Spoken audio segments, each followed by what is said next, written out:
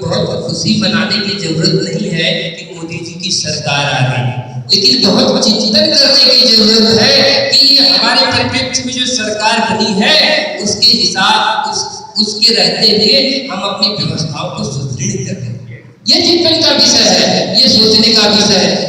Doctor Bhimrao Ambedkar कहते हैं संविधान के विषय में, I have nothing to do with this constitution, I was chairman of drafting committee only, this constitution is a bag of picnics. क्या कह रहे हैं? मेरा संविधान निर्माण से कोई संबंध नहीं है, मैं तो सिर्फ लेखा समिति का एक अध्यक्ष मात्र था।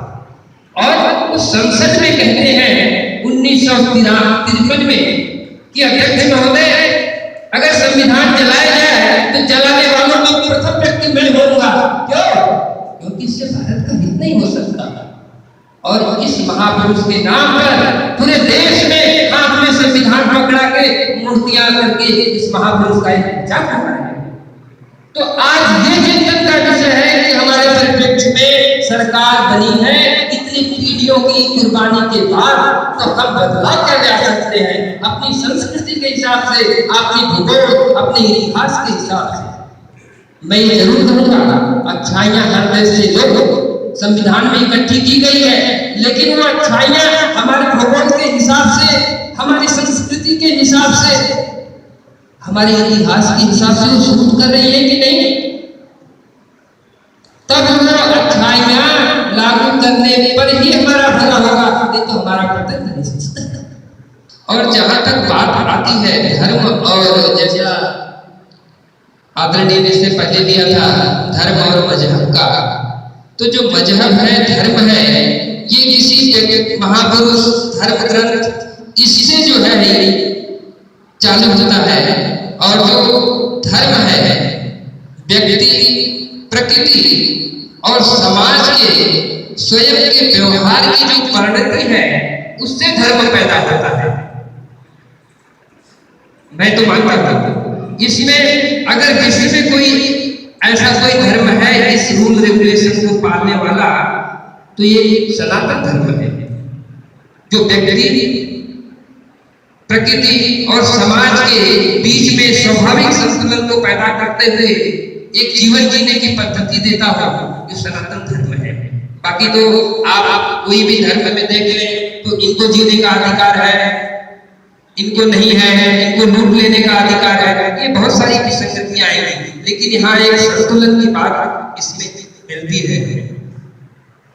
आगे मैं चाहूंगा बिल्कुल सर्वोदय जी की सम्मानित राष्ट्रभक्तों एवं सज्जनों, ये बड़ा सौभाग्य का विषय है कि आज संवैधानिक गुलामी व न्याय की विफलता पर विचार गोष्ठी का आयोजन किया गया है। सर्वप्रथम तो मैं ये कहना चाहूंगा, विश्व के किसी भी देश में वहां के भूमि पुत्रों और बहुसंख्यकों के अनुसार ही कानून बनाए जाते हैं, कहीं भी किसी भी देश में अल्पसंख्यकों के अनुसार कानून नहीं बनाए जाते। यह हमारा दुर्भाग्य है कि तुष्टीकरण की राजनीति के कारण हम मुस्लिम प्रश्न होकर आक्रांतों के हिसाब से कानून बनाने लगे। सबसे प्रमुख बात यह भी है कि सेक्शन 21 से लेकर 30 तक जो धाराएं हैं उसमें लिखा गया है अल्पसंख्यकों को धार्मिक शिक्षा दी जाएगी, लेकिन उसमें कहीं ये नहीं लिखा कि बहुसंख्यकों को शिक्षा नहीं दी जाएगी। बहुसंख्यकों के धार्मिक शिक्षा का काम लिया गया, ये तो चलती रहेगी, इसमें कोई दिक्कत नहीं है, लेकिन उसका दुष्परिणाम मिला कि हम अपने स्कूलों में बच्चों को धार्मिक शिक्षा नहीं पढ़ा पाते। महाभारत और रामायण को हमने विदित मान लिया, कितना दुर्भाग्य है। हम अपने बच्चों को पेड़ शोध नहीं पढ़ा पाते, हम संस्कृत भाषा नहीं पढ़ा पाते, वेद नहीं पढ़ा पाते, तो हम उनको क्या करना दे पाएंगे, भविष्य में कैसे उज्जवल कर पाएंगे? ये बहुत सरकार में जो भी आती राष्ट्रों में हम ये विधेयक लाके इसको पास कर सकते हैं, हमें किसी को देखने की जरूरत नहीं है। यह बहुत आवश्यक है, ये भूमि हमारी है, ये देश हमारा है, हमें किसी को व्यवस्था देखने की नहीं है। और ये व्यवस्था बनी रहेगी तो हम बिल्कुल अस्तित्वहीन होते चले जाएंगे। हमें अपने अस्तित्व और राष्ट्रों के साथ कोई समझौता नहीं करना है।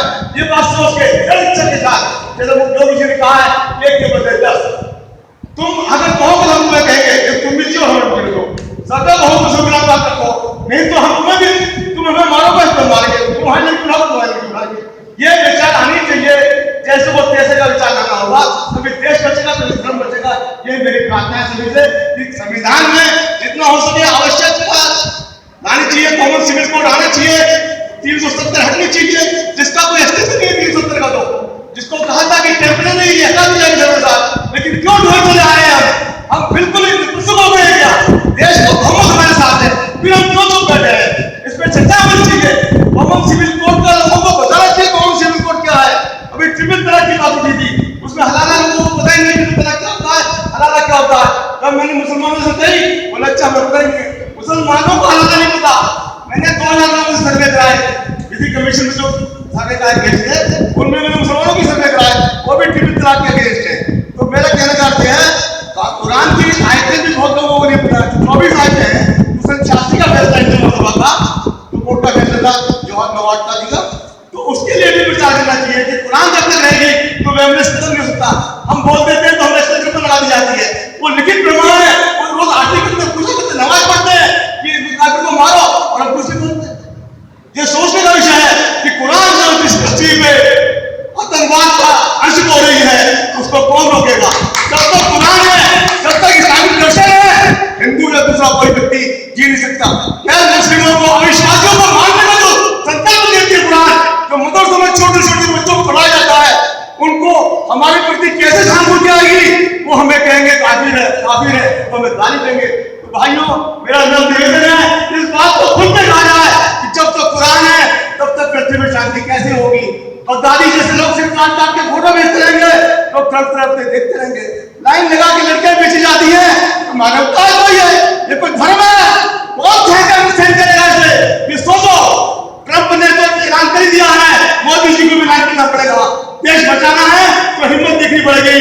साथियों, सबको साथ लेके चलो, देश का हमारी और चल रहा है, भगवान देख रहा है, सूरज ने रोशनी दिखा दी है। मोदी और योगी की जोड़ी साथी बन के आगे चलो, यही मेरी प्रार्थना है। महाभारत को और रामायण को हमने मिथिक मान लिया, कितना दुर्भाग्य है। हम तो बच्चों को पेड़ सोच नहीं पढ़ा पाते, हम संस्कृत भाषा नहीं पढ़ा पाते, वेद नहीं पढ़ा पाते, तो हम उनको क्या करना दे पाएंगे, भविष्य में कैसे उज्जवल कर पाएंगे? ये बहुत सोचने का विषय है। संविधान के हिसाब से हमने ये जो माना है कि अल्पसंख्यक अपनी पढ़ाई पढ़े स्कूलों में धर्म की और हिंदू ना पढ़ाए, ये बहुत बहुत दुर्भाग्य है।